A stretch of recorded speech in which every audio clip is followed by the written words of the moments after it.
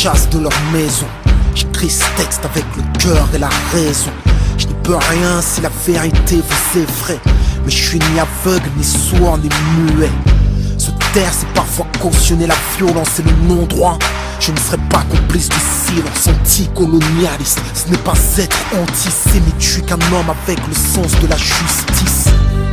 Je n'ai que la parole pour trahir, pour ceux qu'on traite en étrangers dans leur propre pays.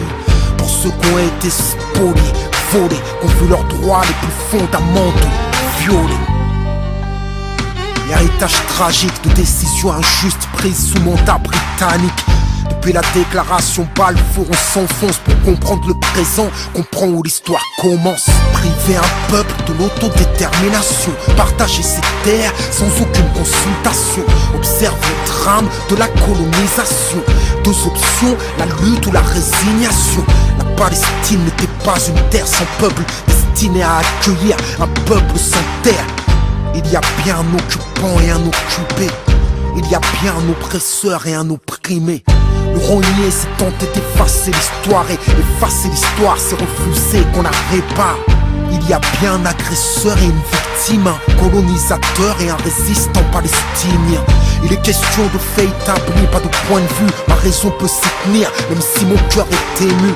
Il ne s'agit pas de deux forces égales qui s'affrontent. Les médias parlent de guerre, quelle honte. La troisième puissance armée face à une nation sans état. Plus de 1000 pour 10 à la dernière intifada. C'est ça la guerre. Malgré tout ce qu'ils subissent, les Palestiniens résistent, les Palestiniens existent. J'ai rarement vu un peuple si courageux. Sa fierté brille comme le soleil, même par ton orage. Je peux pas me désolidariser, juste en tant qu'être humain, je peux pas ne pas me positionner. C'est un appel à partager leur peine, mais les ignorants diront que c'est un appel à la haine. On nous nourrit par l'injustice en la dénonçant, mais en la taisant, quoi qu'ils disent, j'écris avec le cœur et la raison.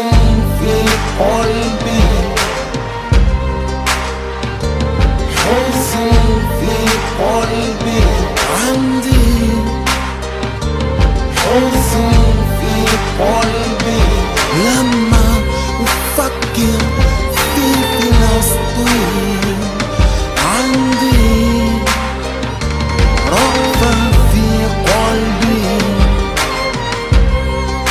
وأنا أحبكم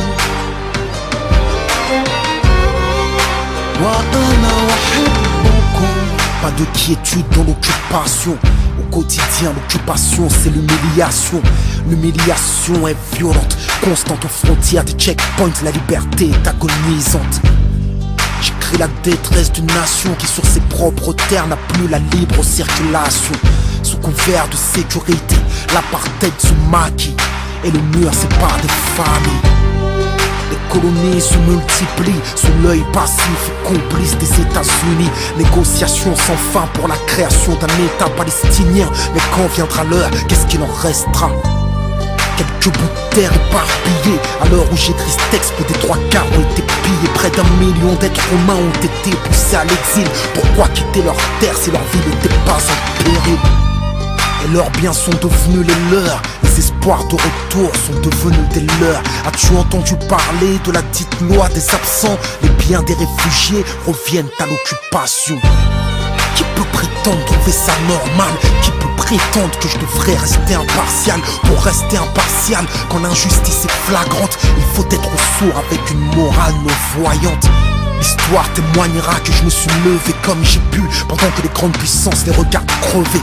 Tous parlent de droits de l'homme, mais n'empêche pas le massacre. Les sanctions de l'ONU ne sont applicables qu'à l'Irak.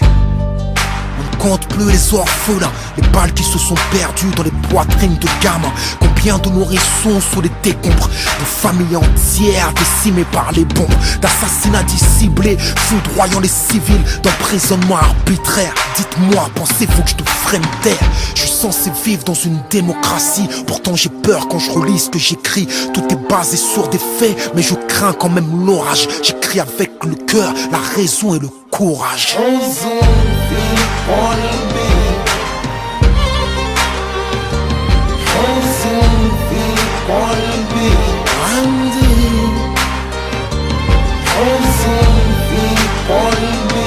لما أفكر في فلسطين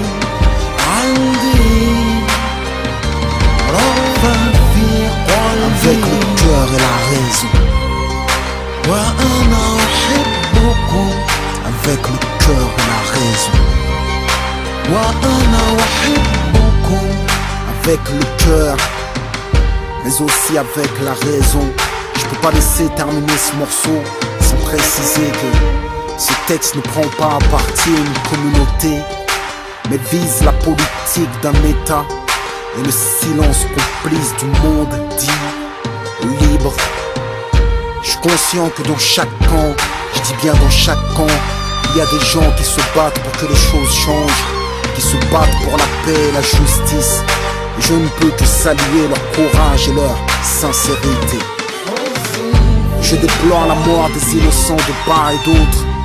Qui peut se réjouir de voir mourir des enfants, eux qui n'ont pas choisi les héritiers d'un monde que les adultes leur lèguent. J'écris ce texte, manifeste de mon soutien actif, mais pacifique aux Palestiniens.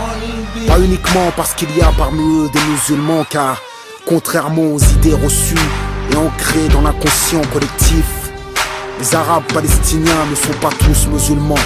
Je les soutiens parce que j'estime, avec le cœur et la raison, qu'ils subissent une injustice et qu'il est important pour eux que le monde sache, en attendant que le monde bouge. Il ne s'agit pas d'importer le conflit en France de manière stupide et violente, en s'attaquant injustement aux personnes, à leurs biens et en dégradant des cimetières. Ce sont là des choses que je ne cautionne pas et que je condamne clairement. J'espère toujours voir la paix dans la justice se lever à l'horizon. Et j'écris avec le cœur et la raison.